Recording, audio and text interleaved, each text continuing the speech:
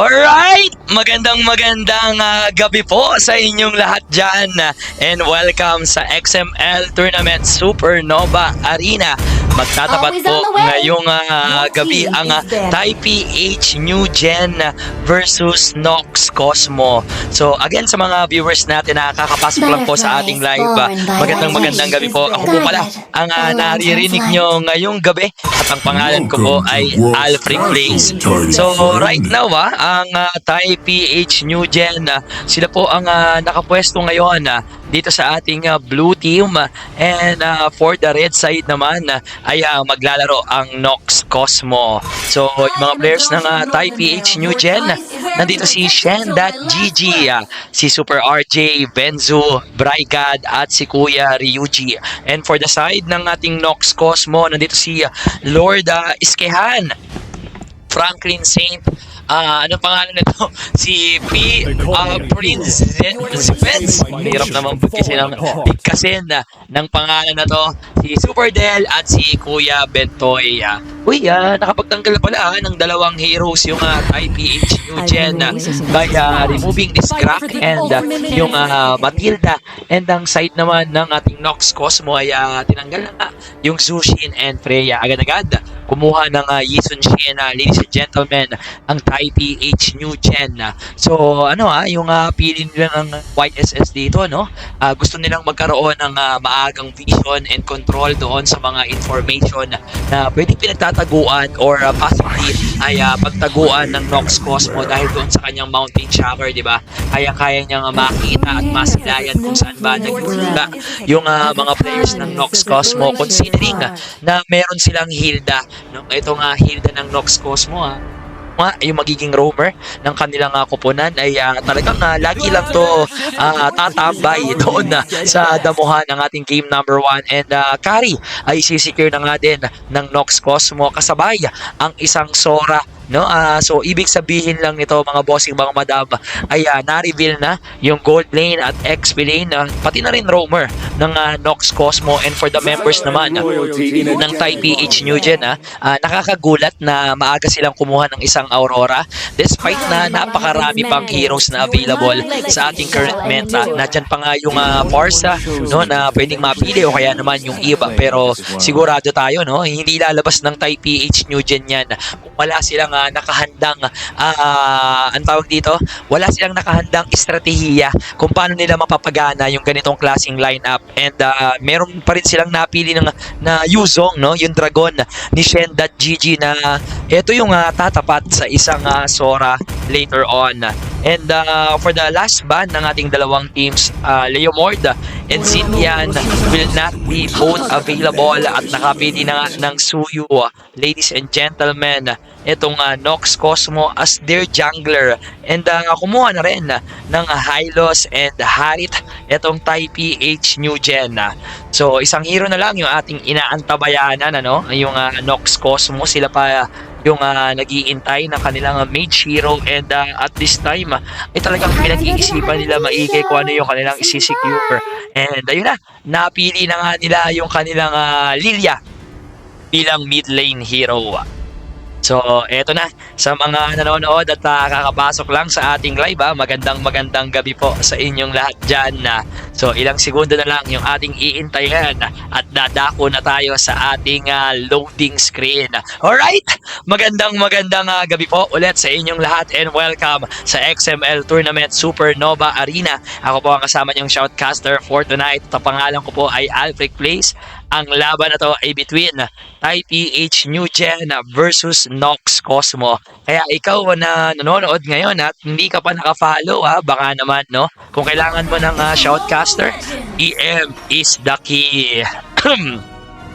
Alright, so eto na ma'am and sir, ladies and gentlemen, mga bossing, mga madam, Taipei H New Gen is onto the blue team. Nandito at maglalaro ngayon si Shen.GG para sa kanyang Yuzong, Super RJ bilang Aurora, Benzu gagamit naman ng kanyang YSS, Brygad bilang sa kanyang Hylos, at si Ryuji naman ay hawak ng kanyang Harit. And for the members ng ating Nox Cosmo, nandito si Lord Skehan bilang Lilia, Super Super Del para sa kanyang Hilda.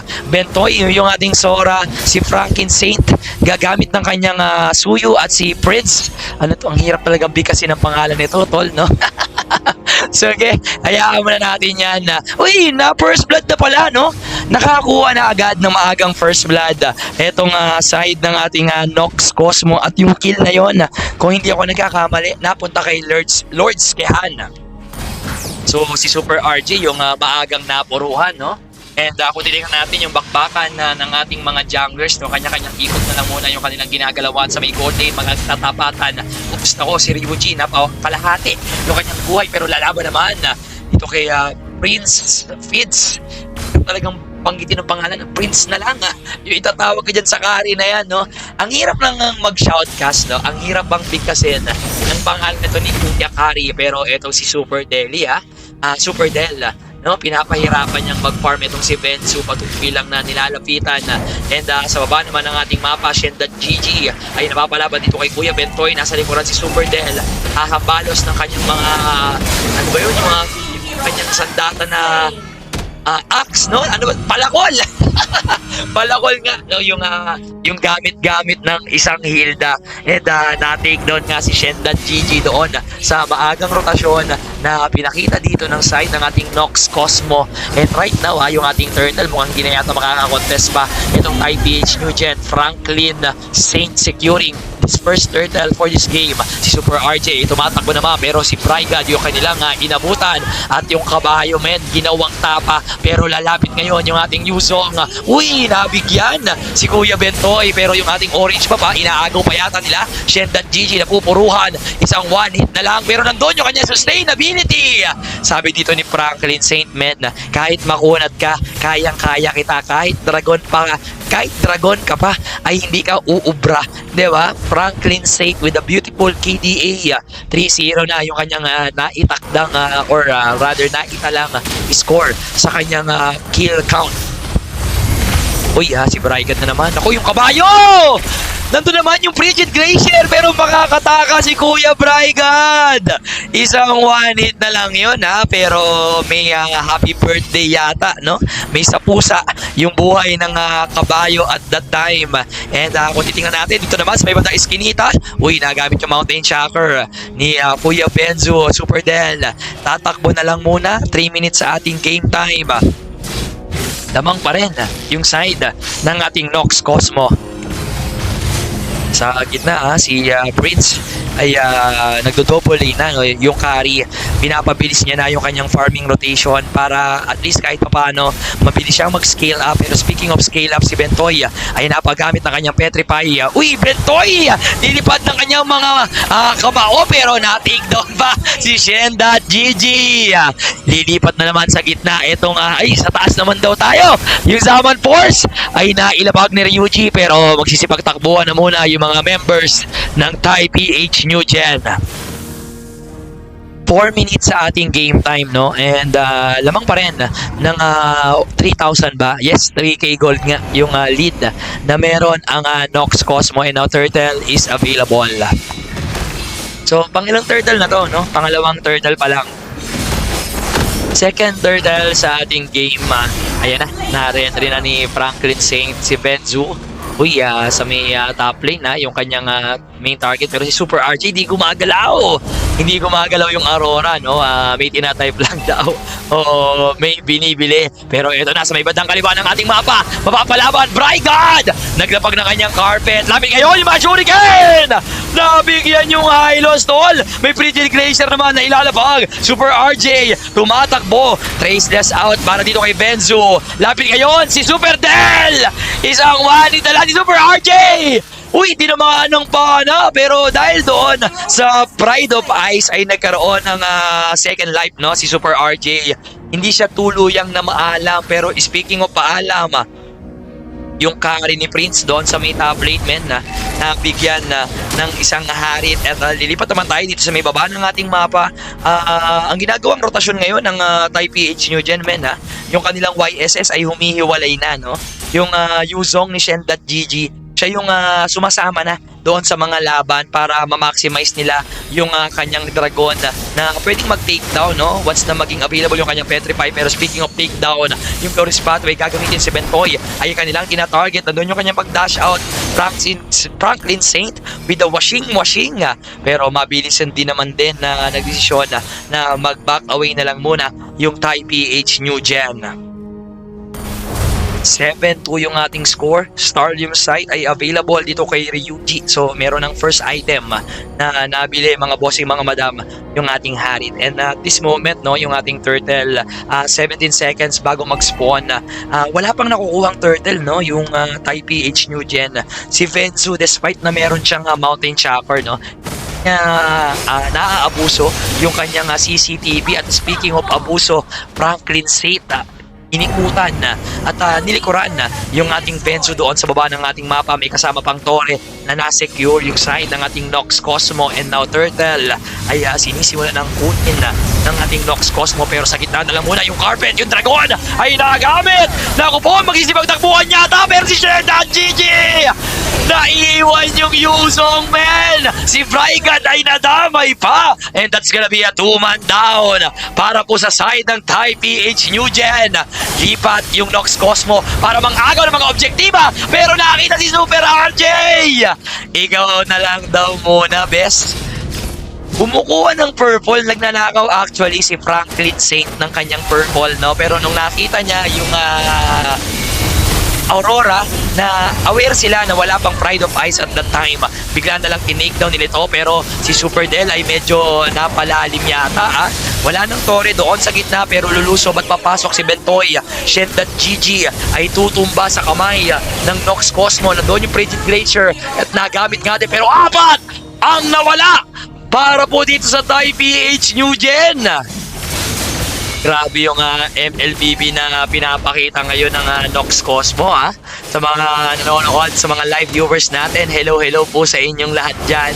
And lalong-lalo na, no, sa XML Management, maraming salamat po for having me na maging shoutcaster nyo sa gabing ito. And sa mga viewers natin, this is a best of 3 grand finals, no, dito sa XML Tournament Supernova Arena.